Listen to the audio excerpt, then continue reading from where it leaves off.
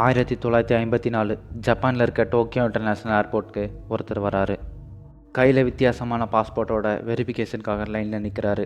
இவரோட பாஸ்போர்ட்டை வாங்கி செக் பண்ண ஆஃபீஸருக்கு பயங்கரமான ஷாக். உடனே பக்கத்தில் இருந்த மற்ற ஆஃபீஸர்ஸை கூப்பிடுறாரு. அப்படி இவர் எங்கேருந்து தான் வராருன்னு பார்த்தா அந்த பாஸ்போர்ட்டில் யுனைடெட் கிங்டம் ஆஃப் டாரட்னு போட்டிருந்துச்சு. அந்த பாஸ்போர்ட்டை ஃபுல்லாக செக் பண்ணி பார்த்ததில் இவர் பல நாட்டுக்கு போயிட்டு வந்த ஸ்டாம்ப் அதில் இருந்துச்சு. இவரை தனியாக கூப்பிட்டு விசாரிக்க ஸ்டார்ட் பண்ணுறாங்க.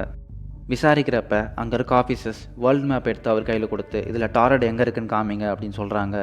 அவரும் கொஞ்சம் கூட யோசிக்காமல் ஃப்ரான்ஸ்க்கும் ஸ்பெயினுக்கும் நடுவில் இருக்க இடத்த காட்டுறாரு. இவர் சொல்கிறத அங்கே இருக்க எந்த ஆஃபீஸர்ஸுமே நம்பாமல் திரும்ப திரும்ப கேள்வி கேட்டுகிட்டே இருக்காங்க. இதில் கடுப்பான அவர், இனிமேல் நான் உங்ககிட்ட எந்த பதிலும் சொல்ல போகிறது கிடையாது, உங்களோட ஹையர் ஆஃபீஸரை வர சொல்லுங்கள், நான் அவர்கிட்ட பேசிக்கிறேன் அப்படின்னு சொல்கிறாரு. அடுத்த நாள் காலையில் ஆகுது. அவர் இருந்த ரூமை திறந்து பார்க்குறாங்க.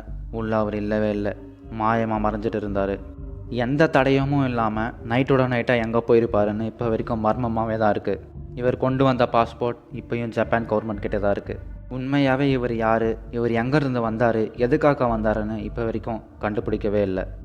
வீடியோ பிடிச்சிருந்தா லைக் பண்ணிவிட்டு லாஸ்ட் லைன்ஸ் சேனலை சப்ஸ்கிரைபும் பண்ணிவிடுங்க.